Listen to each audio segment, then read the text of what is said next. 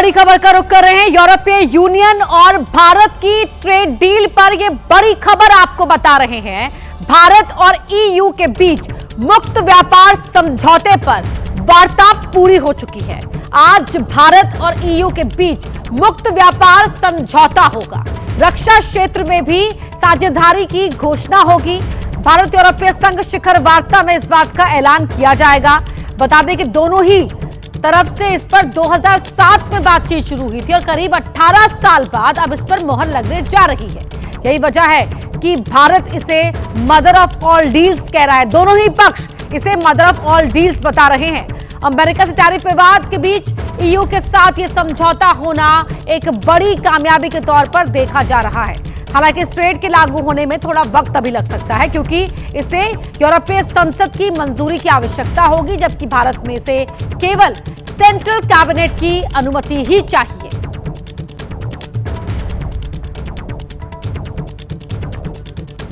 तो 18 साल का लंबा इंतजार, न जाने कितनी ही बैठकें और कूटनीति के कई दौर के बाद आखिरकार वो समय आया जब भारत और ईयू के बीच फ्री ट्रेड एग्रीमेंट पर मोहर लगने जा रही है। आज भारत और ईयू के बीच ये समझौता होगा और शिखर सम्मेलन में इसकी घोषणा होगी। दो पक्षों के बीच व्यापार में आसानी एफटीए से होती है। टैरिफ सब्सिडी पर रुकावटें खत्म करता है एफटीए। दोनों ही पक्ष एक दूसरे को टैक्स में छूट देते हैं। ये एफटीए के अंदर ही संभव हो पाता है।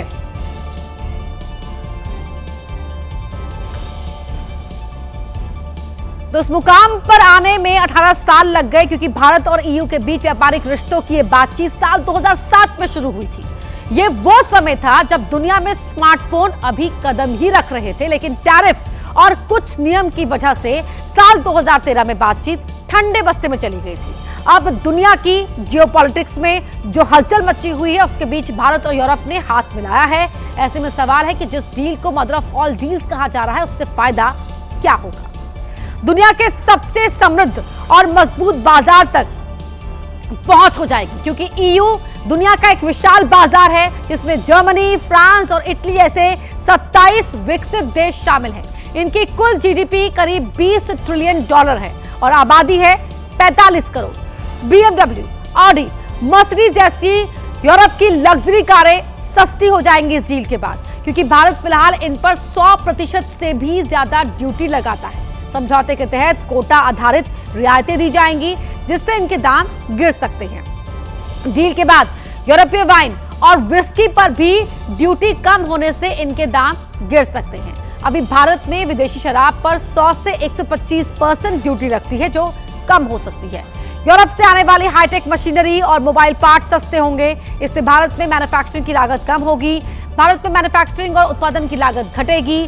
ज्यादा निवेश आने से और निर्यात में बढ़ोतरी का भी अनुमान है। ईयू पहले से ही भारत में बड़ा निवेशक है, तो ये सब कुछ होगा इस ट्रेड डील से, इससे ये फायदे होंगे। तो ज्यादा निवेश आने और निर्यात में बढ़ोतरी का भी अनुमान है एफटीए से। ये हम आपको फायदा बता रहे हैं। बातचीत लंबे समय से चलती आ रही थी और अब जाके ये डील संभव हो पाई है। तो बता दें आपको निर्यात और आयात को लेकर क्या आंकड़े हैं। 6.96 लाख करोड़ निर्यात का आंकड़ा है और भारत का है 5.56 लाख करोड़। तो आज मुक्त व्यापार समझौते पर मोहर। डील फाइनल होने में 18 साल लग गए। अगले 6 महीने में लागू होने के आसार हैं। अमेरिका और चीन पर डिपेंडेंसी जो भारत की है वो कम हो जाएगी इस डील के बाद, क्योंकि जो यूरोप है वो एक बड़ा बाजार है।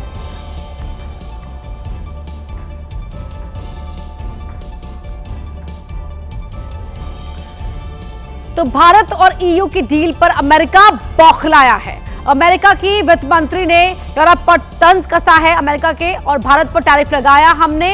यूरोप व्यापार समझौता कर रहा है, ये बेसेंट का कहना है। यूरोप खुद ही अपने खिलाफ युद्ध को फंड कर रहा है। ये बात अमेरिका की ओर से कही गई है, क्योंकि इस डील से जो अमेरिका है वो बौखला गया है।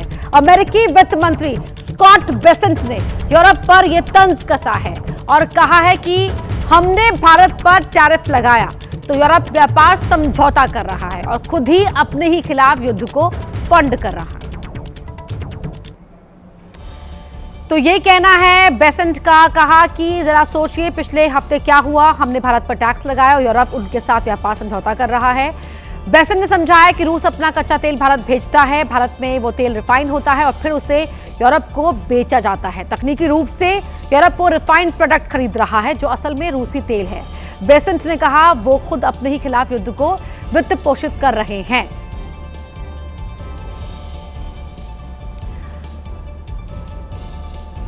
तो भारत और इन 27 देशों के बीच FTA Britain, Germany, France, Italy, Spain, Sweden, Austria, Belgium, Bulgaria, Croatia, Cyprus गणराज्य, चेक गणराज्य, Ireland, Netherland, Poland, Romania, Slovakia, Slovenia, Latvia, पुर्तगाल, ये देश इस एफटीए में आएंगे। इस एफटीए के दायरे में लिथुआनिया, लग्जमबर्ग, माल्टा।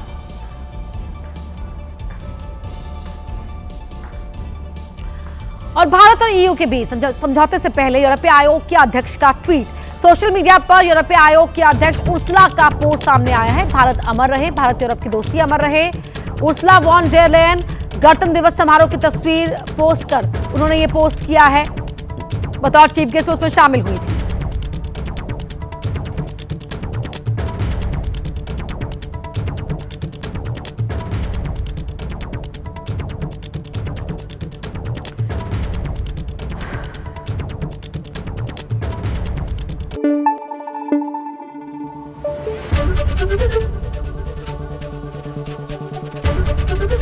एबीपी न्यूज आपको रखे आगे।